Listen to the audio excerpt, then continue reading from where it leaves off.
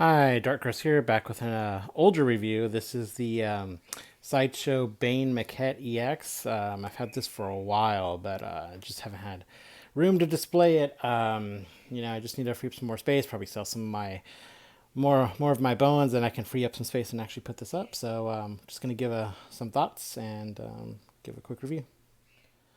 All right, here's the art box, and it's pretty cool. I mean, it's just a picture of the statue up in front, some graphics behind. Let's turn it around a bit. Just Bane. So, and at the back is the word crack, and that's the famous Bane breaking the Batman in the Knightfall storyline, and that's where I first read Bane, and I had both trade paperbacks. It was like one of the first DC stories that I actually read, besides Death of Superman. Came out around the same time. All right, let's get them open. All right, we have the plastic off. Primarily, mostly comes in a one piece. You have the body. The only thing not attached is the portraits, which is the exclusive and the regular or collector's edition. You have the base, which is the smashed up Bat car, the front of the Bat car, and his Venom pack. And they'll go in pretty quick. Let's see. Then saddle up, muchachos. We have a juicery to explode. All right, here's Sideshow Bane fully assembled. First thing you notice is he's huge. He is about 26 inches tall. So just from the bottom of the base to the top of his head. And this is the collector's portrait. So it's a more modernized version of it. And like I said previously, I previously had read Bane in the original Knightfall storyline.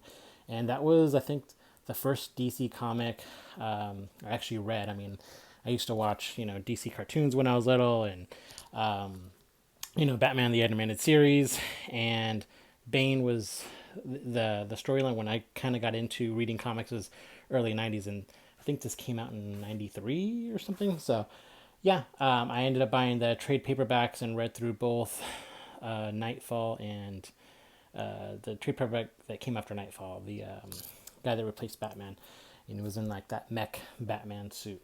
So yeah, the his first appearance I think is in Vengeance of Bane #1. I never read that one, but when I read Knightfall, I mean I was familiar with the Batman characters from the cartoon and the animated series and the '60s Batman show. So I was familiar with all of his villains. So I kind of knew who they were. And what Bane does is he breaks them all out of Arkham Asylum, and his plan essentially is to take over Gotham. So in order to do that, he needs to, beat Batman and make sure everyone knows it. So he lets loose all the villains of Arkham, and Bane is an interesting character. I mean, he's already large, before the Venom, and I think his original comic book appearance, he didn't really get much bigger from the Venom. I think he just got stronger. Maybe he did. I don't really remember, but he always looked about the same size. Anyway, and that's what this statue basically depicts is his original look. Besides the modern portrait, we'll switch out to the exclusive in a minute. And so he breaks them all out, and so Batman has to put them all back in Arkham, and he's at the point of exhaustion. So then that's when Bane goes in. He knows who Batman is and breaks his back.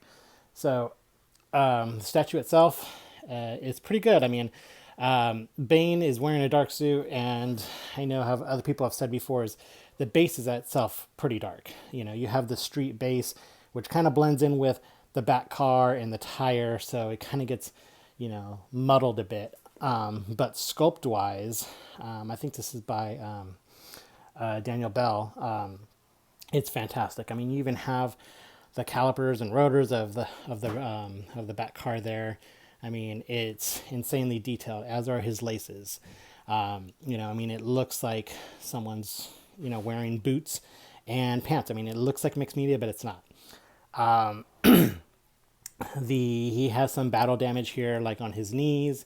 We'll go into the rest of it in a minute, but as you can see, like it's not the best. It almost looks like dry blood. So I mean, if that's the look that they were going for, fantastic. But I mean, it kind of, I mean, it looks good to me. I mean, you're not going to tell someone looking at your collection is going to just be wowed by by the detail in this thing. So you go up, you see his Venom pack, goes into his arm.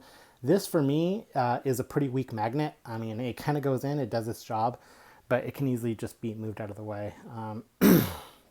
So you have his like little spandex costume, his belt. This is shiny, and now you go up to the physique, and this is where Daniel Bell shines in a lot of his sculpts. Is he looks amazing. Like even the paint job Sideshow did. I mean, you can see the inflammation on his knuckles and on his elbows, the veins popping through, and the veins itself like are different color as well. Like they're kind of greenish. I mean, they look like someone who's like a bodybuilder type and has a lot of cardiovascular underneath their skin, and it's showing through their skin, through their veins. So it's different colors, and his arms are huge. I mean, again, this is like a 26-inch tall statue, so Bane's a very big guy. This is all kind of one piece you see from the unboxing. This kind of keys in here, and these just kind of go in through magnets in the back of his head.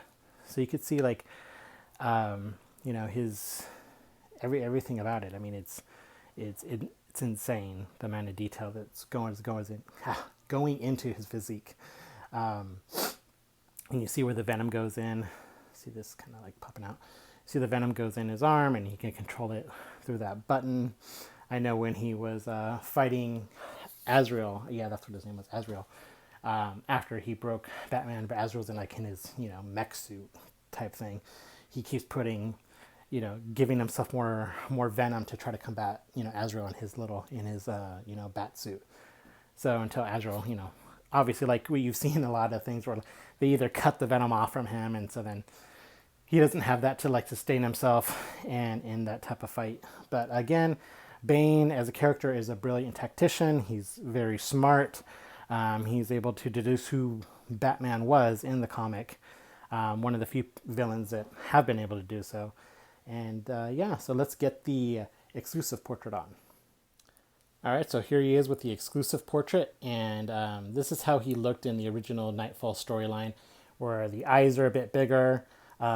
This comes out a bit more, so it's more black around his mask. So let me just do a quick shot. So this is more modern. This is classic Bane, and once I get enough space around here, I'll put him in. I mean, I can kind of fit him in if I move Baby Yoda out there. Pretty much what's on top is what doesn't fit in my Magic Case displays or my curio cabinets. So obviously, Baby Yoda can probably fit in there, or Grogu, whatever. Yeah, like Surfer's too tall, and I just pretty much I've run out of space. So I can probably try to fit him in there, but I don't know, I just haven't. Once I get rid of some. But anyway, here he is. So yeah, I mean, he was portrayed in The Dark Knight Rises by Tom Hardy, and I think Tom Hardy did a great job with it, and story-wise, it was pretty good until, the ending. People have different opinions. He just kind of ended up being a lackey for Talia al Ghul. Spoiler alert. But yeah, Tom Hardy did a great job. The only thing was Tom Hardy's a bit short, even though he got the physique right, and his voice. I think Bane is supposed to be from he's from Latin America, so I think he's supposed to be Hispanic or. But Tom Hardy's obviously not, and he had like a British accent. But anyway, that's why he kind of wears a luchador mask, So but I think Tom Hardy's performance was fantastic, and if you have a chance, catch the Harley Quinn show on HBO or the Max app. It's not for kids. I mean, I briefly started watching it, but Bane is hilarious in that. It's pretty much a caricature of like Tom Hardy's Bane. I mean, he's kind of has like the classic costume, but he has Tom Hardy's voice, and Bane is hilarious in that. But definitely not for kids. It's uber violent and curse words everywhere. Adult content, I would say. So yeah, definitely not for kids, but adults watch it. It's hilarious. So anyway, this is Sideshow Bane. It's an amazing sculpt. Sideshow previously did a premium format, which was a lot bulkier. It was done by Martin Canal, And that one is really cool. I mean, it's massive though. I mean, it's more based on, it's very comic booky, I guess you would say, like based on the cover of him breaking the bat, like he's huge.